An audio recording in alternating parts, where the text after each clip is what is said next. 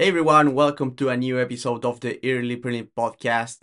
We're here to talk about UFC 321, some fight announcements, and we'll be previewing Garcia versus Onama, but we'll get into that later. So let's get into the last pay-per-view, UFC 321. We have Aspinall versus Gan. This went on in Abu Dhabi in the Etihad Arena. So, main event, Tomas Pinal, Cyril Gane. I was very intrigued by this fight. A lot of people were expecting Tomas Pinal to run over Cyril Gane, but I brought some points. Even though I ended up picking Aspinal, right? But I was saying like Cyril Gane is big. He's athletic. He manages range. He manages range. It was not going to be as easy. I was expecting the takedown defense to be maybe on point for Gane, even though Aspinal had an advantage on the grappling. The fight starts playing out, and Gunn is looking great here. Landing the southpaw jab, kicking the body, nice left hand very early on that busts the nose of Tom Aspinall. Tom Aspinall tries level changing. I said on the preview, Tom Aspinall's level change kind of shallow. He relies on like good timing and his athleticism to like drive people to get the takedown. He was not able to get the takedown here. Gan was quick to retract and some good footwork by Gan, right? Because he got like overhook on the right side, if I'm remembering right. But he like turned to his left first to kill the drive of Aspinall, and then he ended up pivoting out to his right. So it was like cool stuff by Sirigan there. But it was like shaping up. Like Thomas Pinal was looking good himself. He was looking quick, dangerous with high kicks on the open stance. The few times that Gan went to orthodox, he was quick to like leg kick. He's looking good, but he was not fighting like the big like 1-2 that he likes. Uh, Struggling a little bit with the speed, the range parity and all that by Gan, the mobility. Not struggling, but like like he not having his way like he usually does. Sadly, uh, sadly, Gan posts on Tomas Pinal's face with an open hand after a kick, and it didn't look at for me. It didn't look like a bad eye poke. Like watching it live. Then on the replay, man. Thankfully for Tomas Pinal, he had his eyes closed, but then it went like to the to the no like knuckle deep inside his eyes, man. It was so bad. It was so bad on both eyes too. A lot of people say like a guy like pokes on purpose. I'm not. I'm not quite sure about that. Like, I don't. I get it. Like, a lot of people are like very offended because like the whole personality of a lot of MMA fans has been like Thomas Pinal beats Cyril Gane in like a minute because like Gane has nothing for him. So when they were faced with the reality of like Gane actually was fighting a good fight and then he commits this foul, yeah, they gotta find something, right? I don't think that Sirigan poked him on purpose. Sirigan looked very more than regretful. He looked like very disappointed that the fight was not going on. I felt like he was feeling good inside the cage. um but obviously I'm not putting any blame on Thomas Pinal here. um Thomas Pinal was completely on his right to not continue the fight. I think it was a smart choice to do. Some people say like he was looking for a way out. Um, I don't think that's the case. A doctor, I think, saw his eye and saw that his eye was like working well, but the trauma was not. It seems like the trauma was not allowing Aspinall to like voluntarily open his eye. Like it's a championship fight. Like why would you have to fight this with a single eye, right? Like what does he has to lose? If he was like a challenger that he knew he was not going to get another shot, like maybe then you like go on the fight with a single eye, which I still don't think it's like maybe the best idea. But yeah, I mean Thomas Pinal did the right call, man. You get the non contest, you get the DQs. Like you don't fight injured, like you're not paid, like you're not compensated enough for that, man. This was declared accidental, so it was a no contest. I kind of tend to agree with that. Uh, do we need more stern rulings about like Eyepokes? Yes. Do I think that Eyepokes will like disappear completely once you start like taking points all the time? I think the rates would go like way down because a lot of people are like very careless with eye pokes. Maybe that's the case with gun, right? But a lot of people I feel like are careless with eye pokes because they know that they will not get punished, so they are not like actively looking for eye pokes. But if it happens, happens. Like you only get good stuff out of eye pokes if you're not getting a point taken away. But if referees start like going for more like points and more DQs, I think we will see iPokes going down by a great margin. And I'm all in favor of that. I'm not defending like Cyril Gane here. Like I feel like it was a very chaotic situation right there. I don't think he was looking to cheat, but he was still should be more mindful about his technique, especially because of the consequences that it can has. But all in all, it was very like an unfortunate sequence in my opinion. So yeah, I mean, props to Aspinall for taking the for not going back into the fight, man. I think it is hard, especially with the MMA culture, to like accept that you're not quite there to keep it in the fight. But I think Aspinall did the right move. It seems like Dana White is looking to put this fight together again. So hopefully we get to see a good fight because the part that sucked the most, other than, and I hope that Thomas Pinal's eye is completely fine, man. I hope it's okay, man, because it would suck for his career to be like affected like long term by stupid stuff like this. But yeah, this was shaping to be a very good fight. I feel like Gunn was kind of in control and Aspinall was like maybe going to gas eventually. But Aspinall was starting to like figure out some stuff. It was shaping up to be like a very good heavyweight fight, and we don't get any of those as of late. So it sucks for everyone involved here. Hopefully next time around we don't have like any stupid crap like that. I do think that Gan should go with like a warning inside going into a rematch and any kind of like eye poke. I would not be surprised if they take a points right away from Gan. Hopefully nothing of that sort happens, right? You don't want to see that. But yeah, I mean, it's just disappointing, especially with how the fight was looking. It was shaping up to be like a cool fight, as I was saying.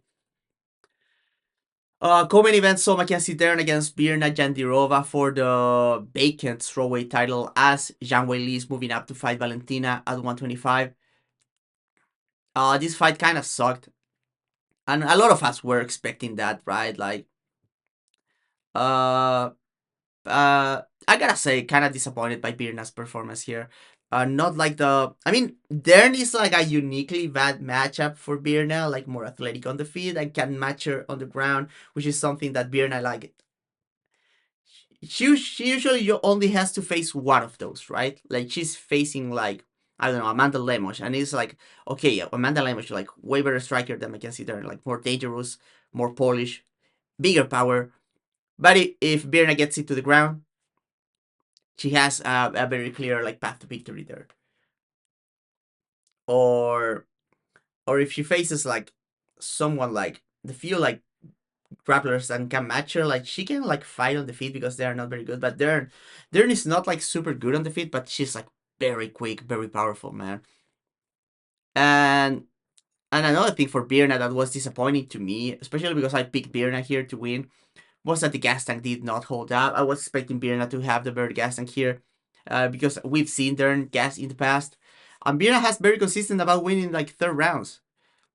But I think this was like a miscalculation of the game plan. Like, Birna, and props to Mackenzie Dern as well, but Birna was not like willing to open up with ground and pound from top position. The few times that she did, she like really put some solid strikes out there, and it looked like she could have done that, right?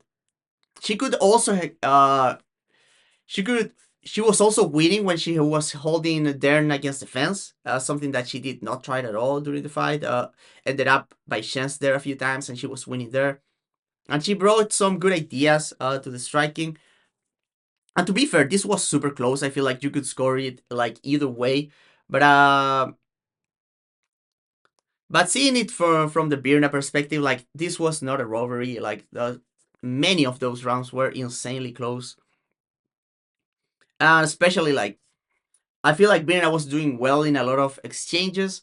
But when both girls have like super janky mechanics and they're like flailing around, I feel like most people, if you're not like super keen on the exchange, you're gonna give that exchange to the one that is like moving faster, right? And that's Mackenzie Dern by a long shot. So it was not on Birna's best interest to have like 50-50 exchanges, even when she was landing the best strikes.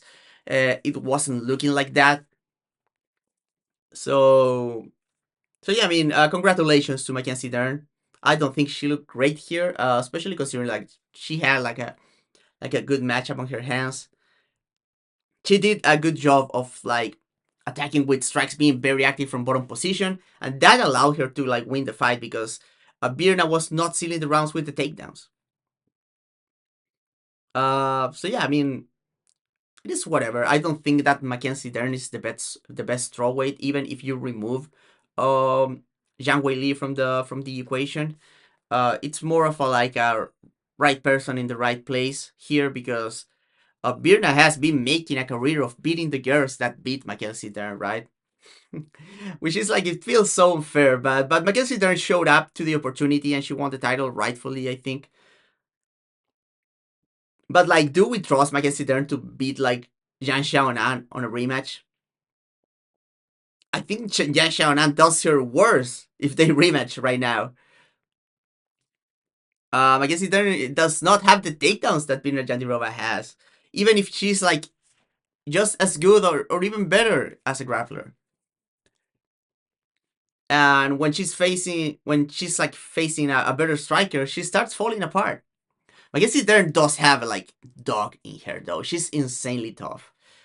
I still remember like when Chigo was dropped by that left hook by Amanda Lemos, that should have gotten stopped like completely. Like the posture from Dern, she was not defending herself at all. But Beltran just allowed the fight to continue, and Dern fought like a decent third round, despite all the damage. So maybe Dern always has a shot over 5 rounds, but I don't think she's the best, like 150, the best strawweight in the world right now. We'll get that into that later, I think.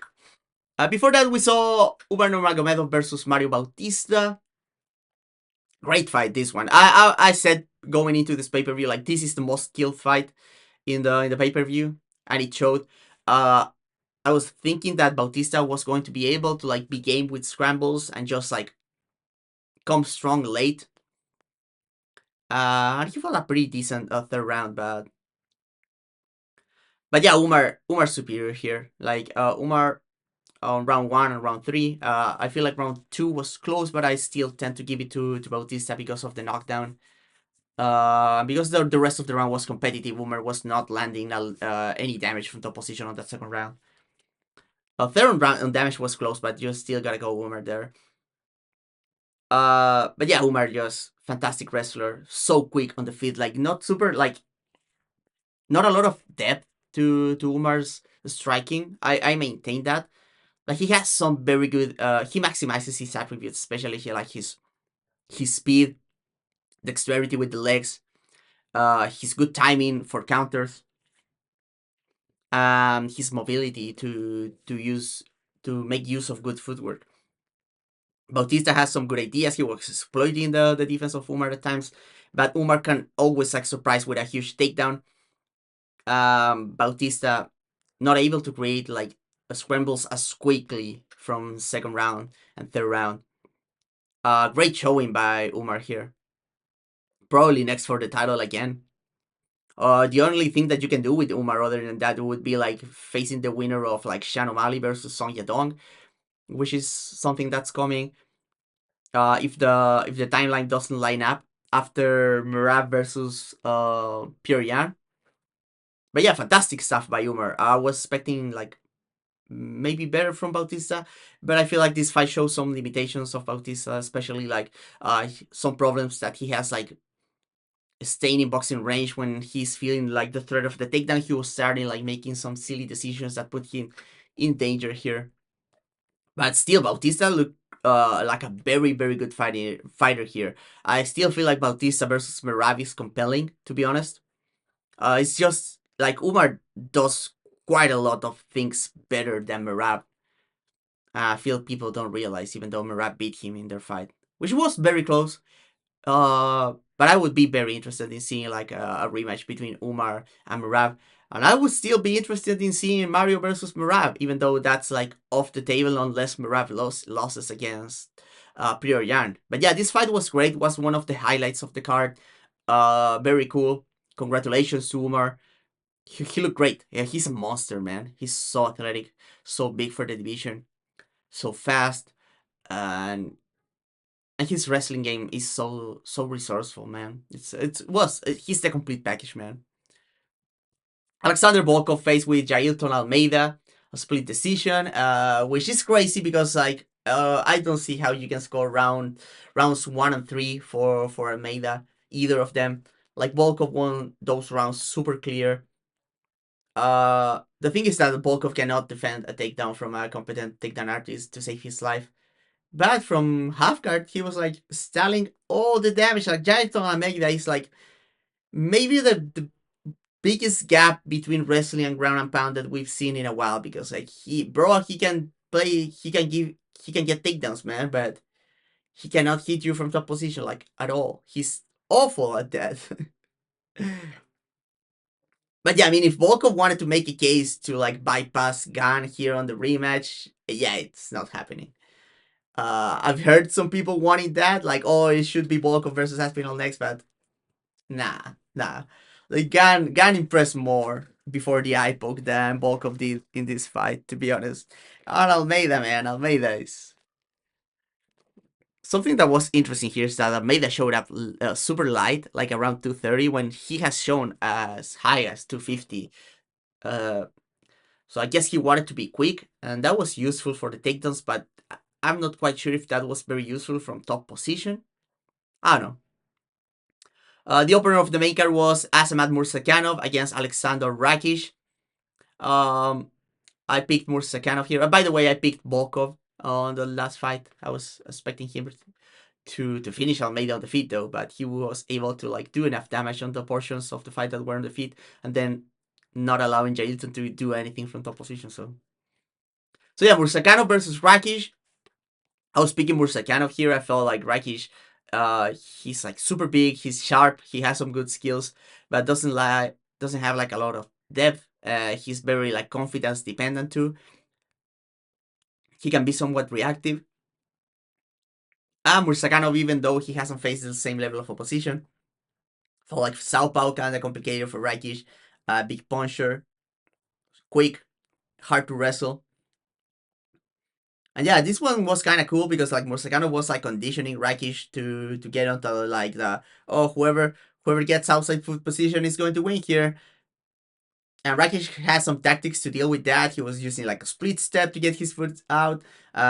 When he was like out angling himself from range, he was like threatening with a long like front kick from the rear foot. But Murzakanov defending two takedown attempts. Once he got like driven to the fence, he was able to get up there with good footwork. And the other one, he Rakic went to a single leg. Murzakanov grabs like a high crush lifts as a counter. Drops Rakic on his head, and Rakic looked kind of sketchy after that. Maybe he got hurt there. I don't know. But the finish was very sweet because like it was like Murzakanov like trying to step outside. Rakic moves out and gets his foot outside, so Rakic is like confident with the outside foot positioning. And then Murzakanov just like gets deeper into the inside angle, enters range, and you can see Rakic in slow motion like loading up this big right hand. He's like, okay, he lost his patience. Here's my counter. I'm going to kill him. And Murzakanov just like nails him with a jab down the middle. Like it was getting like close to a T angle, which is like favoring hard the guy on the inside instead of the guy on the outside. Just nails him with a jab, drops him bad, a one shot of follow up ground and pound, and it was over, man. Great stuff by Murzakanov, man. Um, so yeah, I mean, I don't know what's going on with 205. if Pereira is moving up, I guess you do Jiri versus Ulberg for the title.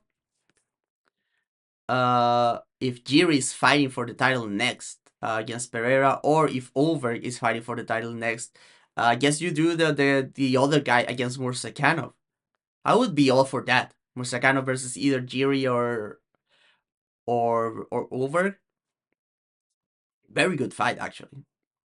So yeah, man, I like Mursakanov a lot, man. He's very cool. Future bout of the prelims was Killan Salkild against Nasrat Hakparast. Salkild trying to establish threat of the takedown very early, not very successful. Like Hakparast was defending those like very easily, and Hakparast was landing some good stuff, man. Looking quick. Salkild is huge for lightweight. Like not only tall, he's a big boy, man. Salkild was like looking kind of lost in my eyes for a little bit. Then he found like a big body kick, and then a moment. This was like halfway of first round. Everything was super quick, and then he either just throws a high kick. Hakparas has high guard on one side and tries, but goes to very low instead of like reinforcing here, and just gets like shin to the dome and gets knocked out. Like biggest knockout of the night. Insane finish, man. Salkill, man. Salkill, this is something, man. Uh, he's just very complete, very dangerous, very aggressive, and very confident, man. Like I thought he was looking kind of lost, but maybe not. But yeah, fantastic stuff by Salkid, man. And for Hakparas, man, it's kind of rough, man, because like he has been winning some like decisions that maybe he shouldn't have won, but I thought he was in the life in the run of his life here. He was looking great, putting it together super well. He got caught bad here, man. Back to the drawing board for Hakparas. I don't think the UFC likes him a lot, so it's probably going to take him a while to climb the ladder again if he's able to. But he's still young, to be fair. Like, but he started fighting like super young too, so his shelf life shouldn't. I would not be surprised if the shelf life was not super long, to be honest. Ikram Aliskerov fought Young Park, the Iron Turtle. I was expecting Aliskerov here. By the way, I picked Hakparas to win a decision there, so I got that one wrong for sure. Aliskerov versus the Iron Turtle. I was expecting Aliskerov to be like too much early for Turtle, but and then like if it went long, I was expecting Turtle to like turn things around. But I ended up picking like Aliskerov by first round. Did not play out like that. In fact, Park had moments in all rounds. The problem was that Park could not defend a takedown to save his life. So Aliskerov was like, they were having like a good fight on the feet early. Like Aliskerov has a beautiful body jab, but Park, stays on your face. Park with some like ugly but like nice left hooks to the body, man. Like wonky mechanics, but he was getting the damage done. He was getting on Aliskerov's face. Aliskerov was getting very tired, but the wrestling was saving Aliskerov down the stretch. Park was not able, man. Was not able to defend the takedowns, and that was costing because that was interrupting his momentum. Um, and was like having to build again. Aliskerov would get like moments back and stuff. But yeah, I mean, good for Aliskerov, man. Very complete fighter. Not a lot of depth, but he has like the athleticism and the pieces to like put wins together against like a big variety of opposition, man. Ludovic Klein fought Mateusz Rambetsky. I was expecting this one to like be awesome, and it was kind of cool, but it was not. It was one of those weird fights that were like one-sided both ways. So first and second round, like Ludovic Klein, man, putting on a clinic against Rambetsky. On my prediction, I said that I was expecting Klein to be like better on the close stance matchup. Both of these guys are southpaws. Was seeing like Klein has a better jab, more fundamental footwork, while Rambetsky footwork is very based in open stance tactics. Rambetsky is also like depends a lot on open stance tactics to like corral people to defense. And I was correct about all of that, man. Klein was looking like $1 million here on the first two rounds, especially killing Rambetsky with that right hook. But Rambetsky's so tough, man, insanely tough. Now the third round, Klein was looking like almost impossible to take down too. I said that Klein very very hard to take down in open space against the cage. If you chain attempts, maybe you have a better chance. That's what Rambetsky did on the third round. Klein breaks his ankle there. So he just plays from half guard and gets smashed by Rambetsky. But then Klein starts finding some like nasty elbows of his own, which in my opinion saved him from a 10-8. Um, so yeah, Ludwig Klein gets a majority decision. I think a judge, I mean, I don't think a judge scored this draw. The other two scored this for Klein. Good for Klein because he overcame the adversity of the injury and he looked very good on rounds 1 and 2. Walter Walker fought Louis Sutherland and another heel hook. Like, wow. What else can I say, man? 4 heel hooks in a row. This is insane. Walter Walker, to be honest, he has very good heel hooks mechanics when he gets there. But the setups are so wonky, man. Like it's just heavyweights being bad at that moment. When he gets into the legs, like he has a legit heel hook. Let's say that, but the way he gets there, I don't even remember how he got there here. But it's always like super weird, man. It's always weird. Um, yeah, I guess Louis Sutherland is going to be like a fun addition to the heavyweight division. To be honest, everyone was hating, oh, another fat guy, but he's like kind of fun to watch. To be honest, I don't hate him. Fun worker, man. And then on the post fight interview, he calls out Hamdi, who I'm going to talk about in a bit. But yeah, insane stuff, man. Nathaniel Wood fought Jose Delgado. This was my pick for fight of the night, and I think this should have won fight of the night over Klein versus Rambetsky. This fight was way better. Delgado started like so fast, hurts Nathaniel Wood bad, drops him, follows him up, but Wood is able to scramble. Gets a knockdown back late into round 1. Not as good as Delgado's knockdown though. But yeah, big right hand puts him on his ass. Then rounds 2 and 3 were like so close, so competitive. But I felt like Wood was like landing like a bit more volume and getting like some better connections. The optics were kind of weird because like Delgado was landing a lot of big shots, but on the shoulders of Wood, on the guard. Wood very good defense, and then Nathaniel was like clipping him on like exchanges that were kind of chaotic and they were kind of hard to see. But scoring live, I saw it as 2 and 3 going for Nathaniel Woods. And round 1 for Delgado, obviously, for having that huge knockdown, which was not enough for a 10-8 because I would got him back with knockdown of his own. Was very surprised to see that all judges agree with me. Not something that I see very often in close fights. Uh, but I guess they saw the activity of Wood, and he was getting reactions of Delgado. To be fair, Delgado very good at poker face, but you can tell he was getting hurt by some shots because he was like very aggressive at times, and then was like, okay, I'm going to circle and not throw strikes for a while. So I guess the judges were seeing that too. But it was a great fight, man. Very high on Jose Delgado.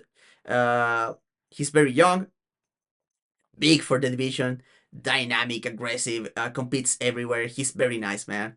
And Wood, man, he's my boy, absolute boy of a guy, man. I love watching Nathaniel Wood, to be honest. Hamdi Abdel Wahab fought Chris Barnett. Awful, awful fight. Hamdi some good moments on the feet, but then when he got takedowns, refusing to attempt any kind of control on Barnett. Not putting the hooks on the legs, no rights, no wrist rights, no nothing, no, not trying to establish like top half guard, and nothing, just laying on top of him without control. And so Burnett was able to scramble back to his feet like many times, man, and was not a good fight, man.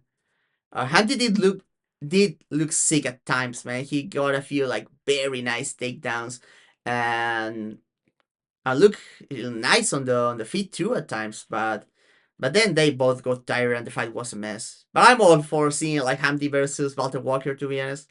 Like I'm interested in that. Give it to me. Mitch Raposo fought. By the way, I picked Delgado in Delgado versus Wood, so I got that one wrong. I said that it was very close and Wood could win it, but My pick was Delgado. Hamdi, I picked Hamdi by decision. I was correct about that one. Mitch Raposo fought Asad Maxum. I was expecting Maxum to be like too long, too powerful with the kicks, too good of a wrestler for Raposo to get anything going. But Raposo was like more active. Like Maxum looked bad here. Maxum, by the way, like a big weight miss. Maybe that had to do something with the performance, which is like double awful, man. Like you miss weight and then you look bad. It's such a bad look, man. It's Maxum might be caught, man, because he's on a 3-fight losing streak. Misses weight, looks bad here. He might be um getting his luggage just ready, man, to leave. Which it sucks because I feel like Maxum is fun, man. But Raposo here finally gets a clean win in the UFC, man. He got two like split decisions that he did not deserve at all, especially the Andre Lima one was insane. Like he did not win a round there. He got his ass kicked, man. But yeah, getting back to the fight, actually Raposo like very convincingly won this fight. Very good counters, looking aggressive on the feet, using like throwing overhands over the top as you should as the shorter wrestler here. Then got some like Maxum evaded a takedown with a bad like fence grab on the third round and got point taken away immediately, which was very nice to see.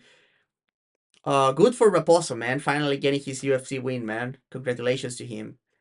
And the opener, which is like the fight that the scouting I was the most proud about, was Mizuki against Jacqueline Amorim. I was expecting to pick Amorim before watching tape, but then I realized like Amorim just has been winning fights against girls that are like very easily taken down, and then they can get grappled very easily. And Mizuki is not that. So it was kind of risky because Mizuki has been so inactive that you don't know if she was going to show up for this fight, but he did show up.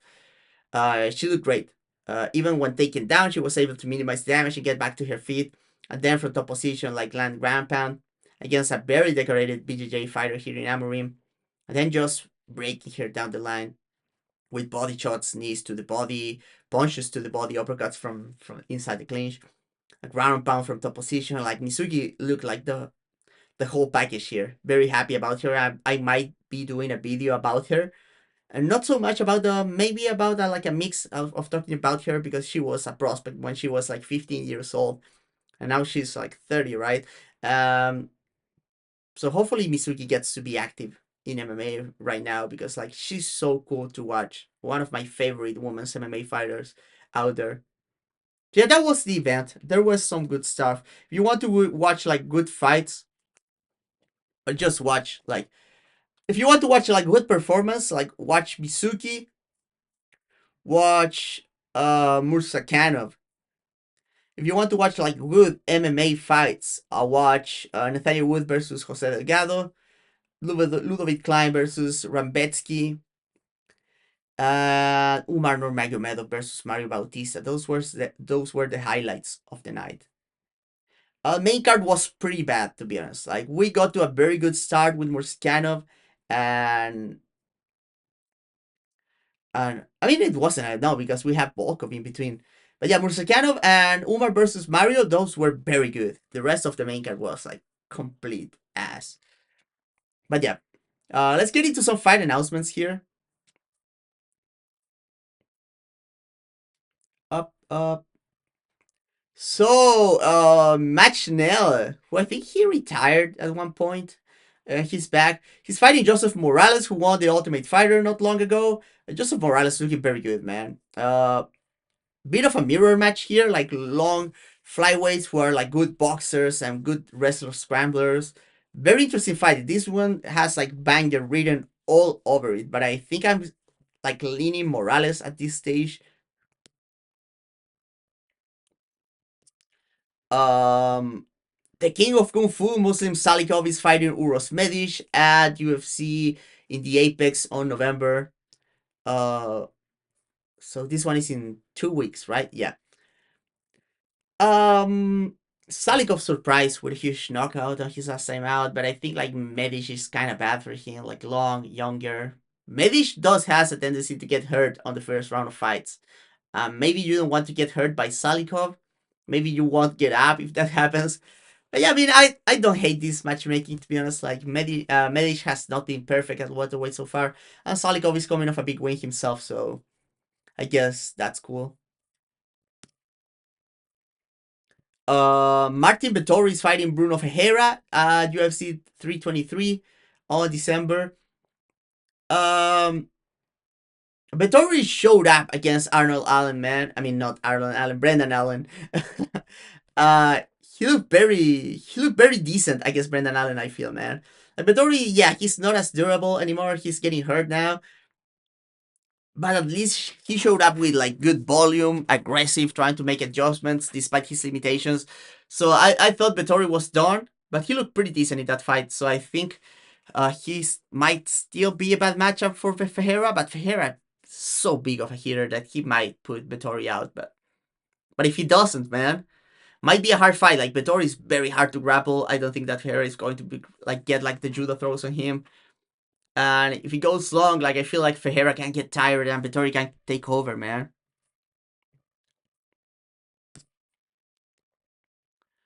Bashi was supposed to fight Jamal Emmers. Bashi's out, and we have Haider Amil.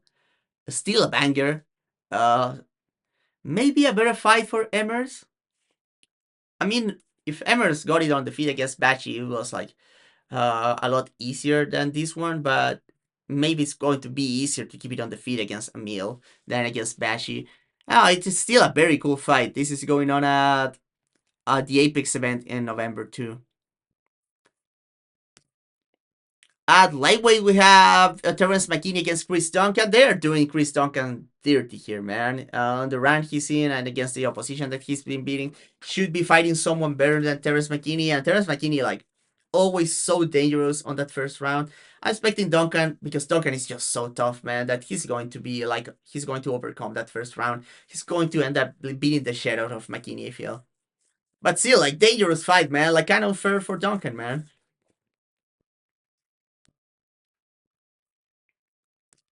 Um, Talking about like unfair matchmaking, man. This one is going on December in Las Vegas. Grant Dawson is fighting Manuel Torres. No idea why, man. Dawson deserves better than this. Um, I like Torres. I'm not picking him to win, but he has a decent chance to pulling out like the stupidest knockout of all time here, because like that's just who he is.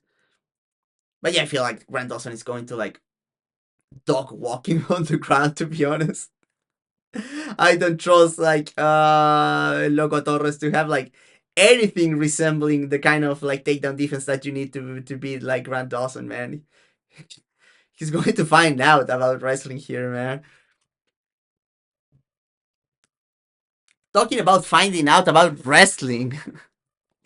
We have Sean Brady against Michael Morales. Michael Morales, man. I don't like him. Just like what does Pro do, man? He's just like most of his game revolves around him being like a super good athlete and big. Uh, I'm guessing the reach differential here is going to be huge. Even though I think Brady has kind of long arms, but yeah. Uh, but yeah, we'll see, because if Michael Morales, like, I don't like him, but I thought that the knockout that he got against Gilbert Burns, very impressive. Burns is obviously like not as good anymore, but very hard to put out, and Morales did, so props to him, man.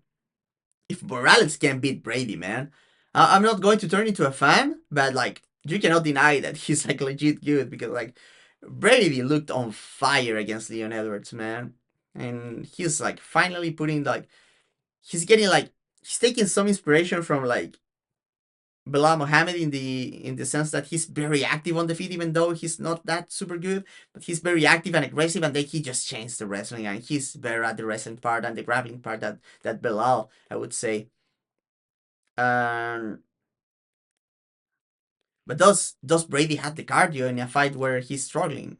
I'm not saying that Morales is necessarily going to make his struggle, but yeah, and also like Morales may be more committed to maintaining the good distance here, and maybe that's going to make harder for Brady to shoot. I would have to watch tape on this one, but this one is a very good fight, man. I mean, this is good, very good matchmaking, even though I'm not a big fan of either of these guys, but I've gotta I gotta acknowledge that both are very good.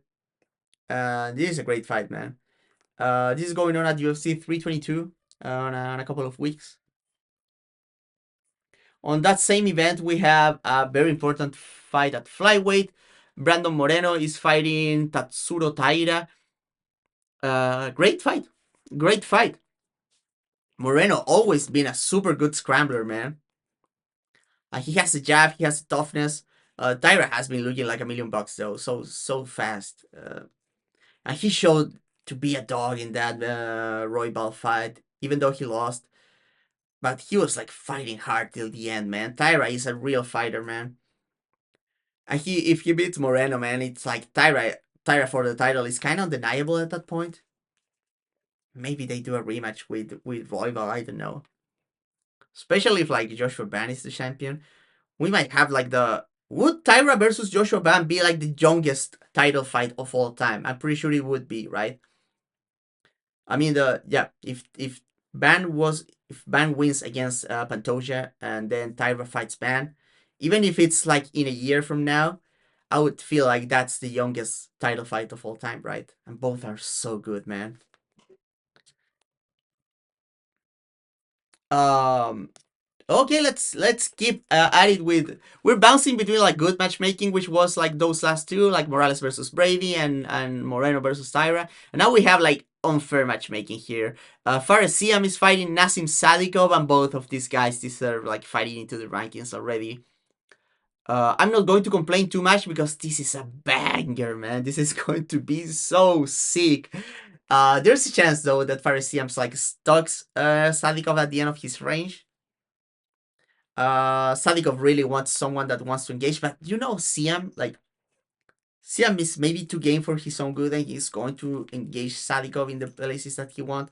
And Sadikov at the same time, he's so insanely durable and well conditioned. He's going to like just be a zombie, man. And then when he gets inside, like Sadikov puts some like insanely cool combinations. And Fares Siam has been on fire lately, man. This fight is awesome, man. Give a ranking to the winner of this one, man. This is going on at UFC 323 on December.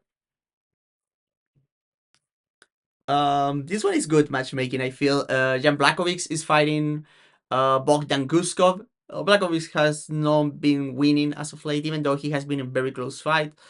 But he deserves like step down in competition to like maybe get a win and show that he still belongs to the upper echelon of the rankings.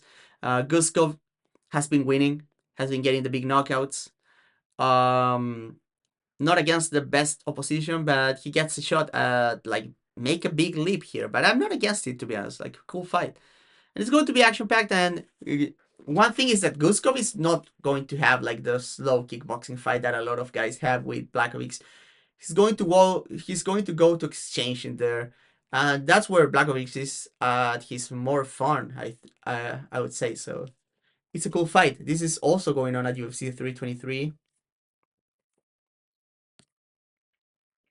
I'm talking about fights. This one is weird, but I like it. At UFC 323 too, we have Henry Cejudo against Peyton Talbot. This is so weird, man. This is so strange. It feels like these guys do not belong in the same universe. Is this real life? I have a bit of a hot take here. Cejudo at 135 at his age, not as good of a takedown artist as Raoni Barcelos. He gets like body to body with you for sure.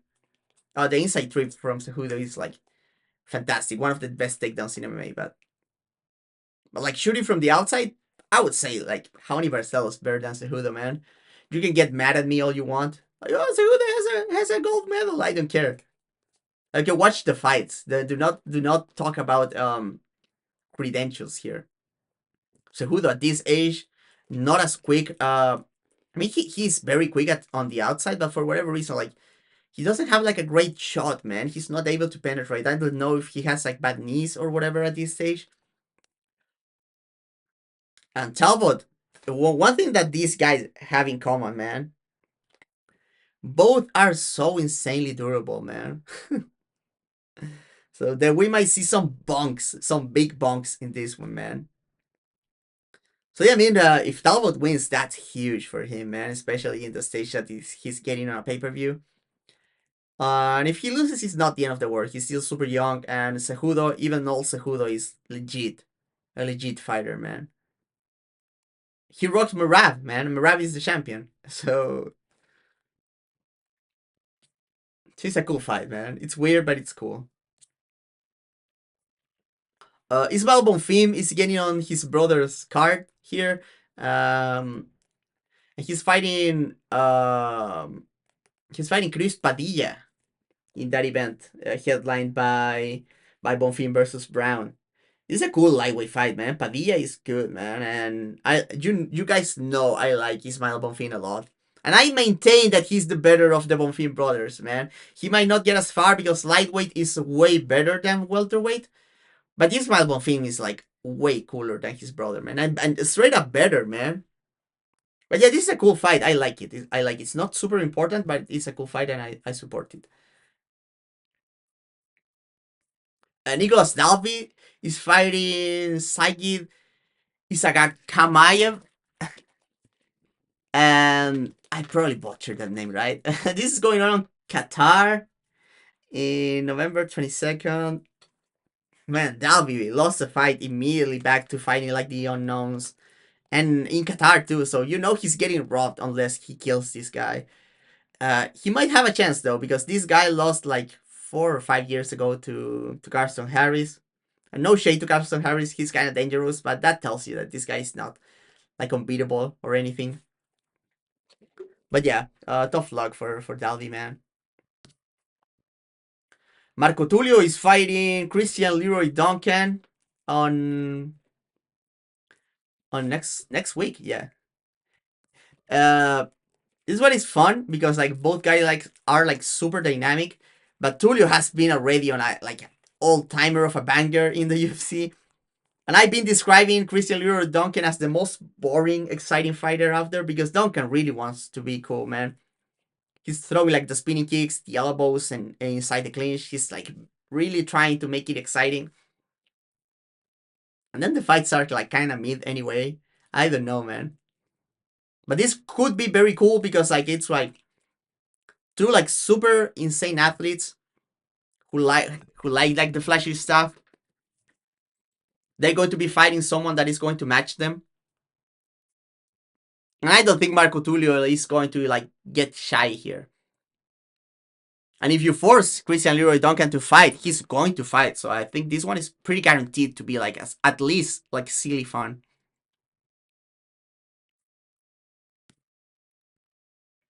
What else we have? Janderson Brito is fighting Melsik Bagdasarian on December.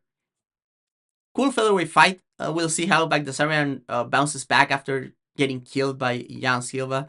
Brito, man, he beat Diego Lopez in Contender Series, and now Diego Lopez is like everyone's favorite fighter, and he's just like just outside the rankings, man. Crazy how life goes, man.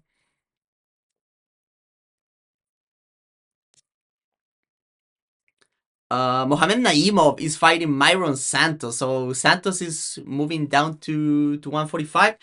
Santos won tough at 135, I think. Then he moved up all the way to lightweight to beat Sadiq Yusuf. And now back at 145, which I feel like is his weight class. I like Myron Santos a lot, man. He's insanely cool. Like him a lot. So I hope he wins this fight.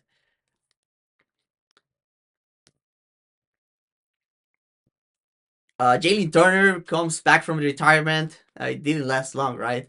He's fighting Edson Barbosa, and like Turner was looking like super checked out in his last few fights in the UFC. But physically he still was kind of there, I feel. And like maybe like the short retirement was good for him to like realize like he's maybe going to be look a bit better now. Probably not as good as he once looked, but I feel like Jalen Turner is going to look decent again for a bit here. And Edson Barbosa in his last fight against Drakkar Klose looked abysmal, man. He looks so bad. He gets tired. He's fragile nowadays. I feel like Jalen Turner is going to kill him, man. I really do.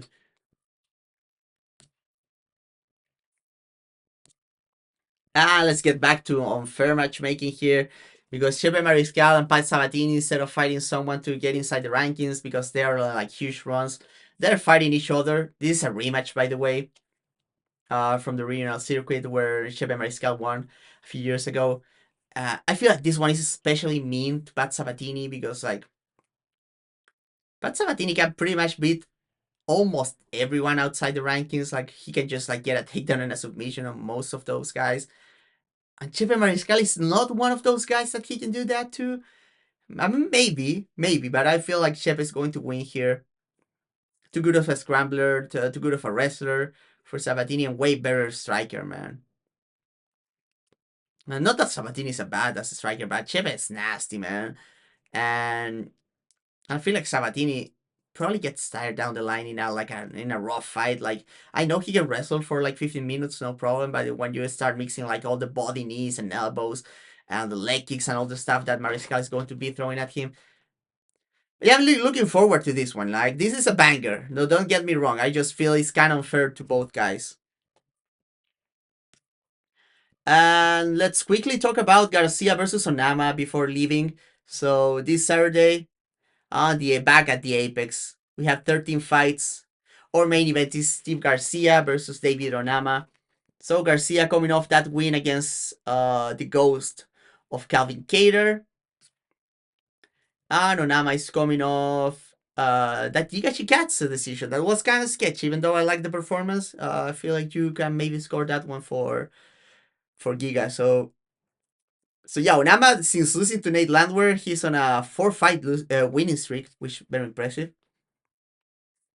Um, and Steve Garcia lost up at lightweight to Maheshate back in the day, and now he's on a 6-fight winning streak. Um, this one is interesting because Garcia is like very janky, but he still does kind of have skills in all ranges, and he's kind of smart, weirdly smart.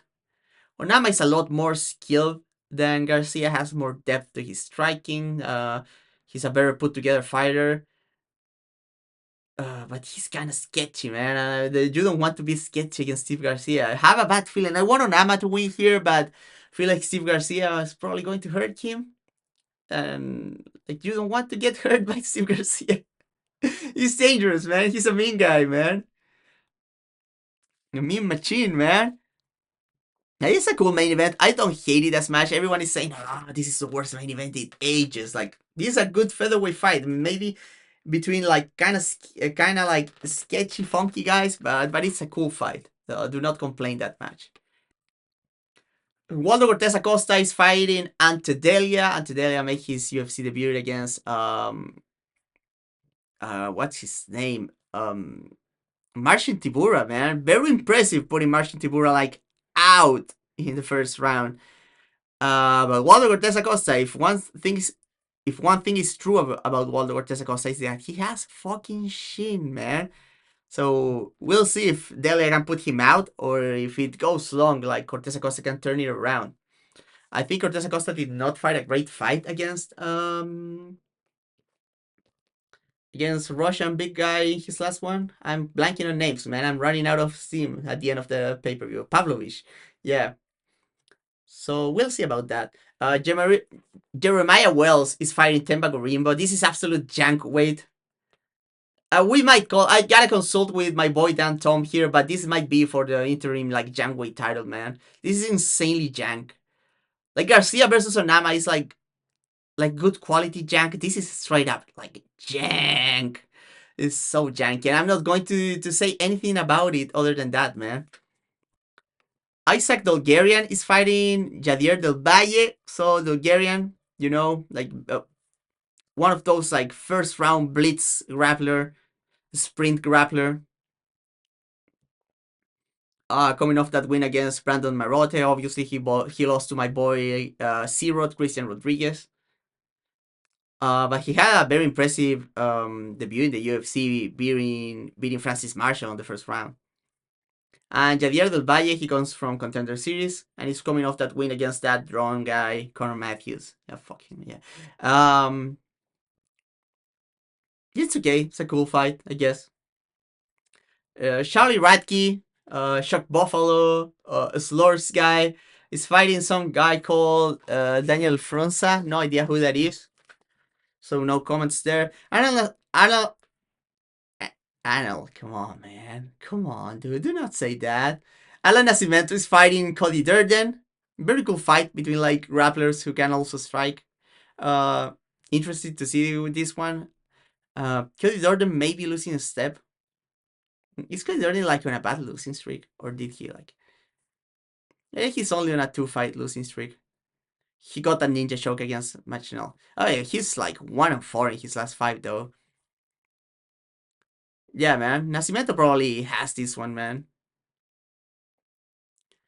We have a like heavyweight fight between Kevin Christian, a Brazilian guy that I have no idea who that is.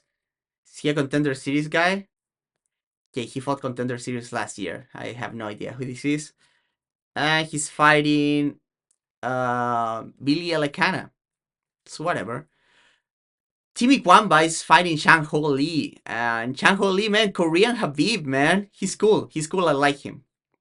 He's cool. Like his fight against Cortovius Romeus was very cool. Very, very nice performance.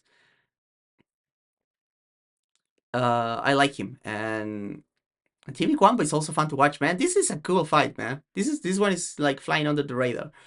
Dante Johnson is fighting Cedric Dumas, and everyone is still wondering why the UFC still keeps Cedric Dumas. Like, to be fair, he was undefeated, but is he now?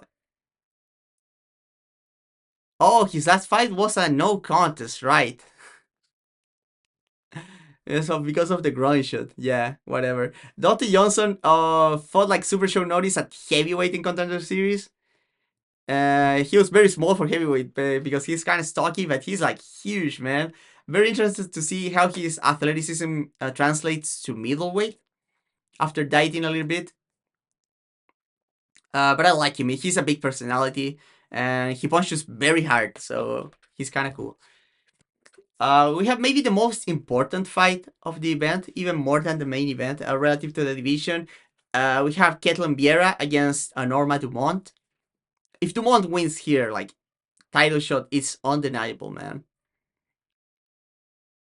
Like, we get it, she lost a kind of like sketchy split decision to Macy Chiasson back in 2022. But he's right now on a 5-fight winning streak. She was supposed to fight Raquel Pennington, former champion. If she beats Ketlin, man, give Dumont the title shot. I feel like Dumont is quite literally one of the few, very few, like, compelling matchups for Harrison in the whole division.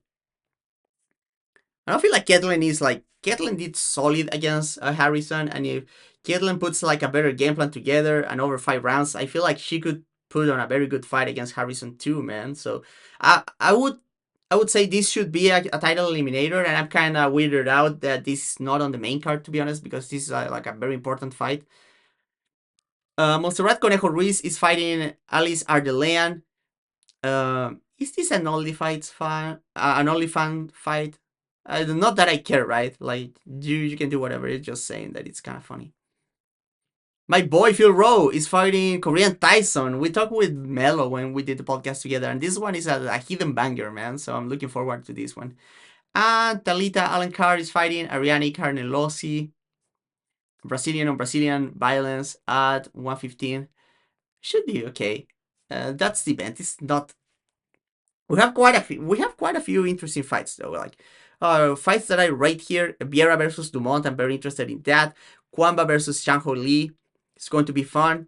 Chang Ho Lee might have upside in the division too. Nascimento versus Cody Durden. Solid action. And yeah, the main event is good too. Yeah, this is kind of a bad event, to be honest. It has some important fights, but it's kind of a bad event overall. I like the main event though. I like the main event, and I like that Vieira versus Dumont is here. Hopefully they move that to the main card. In Tapology right now, it appears as prelims, which is like stupid.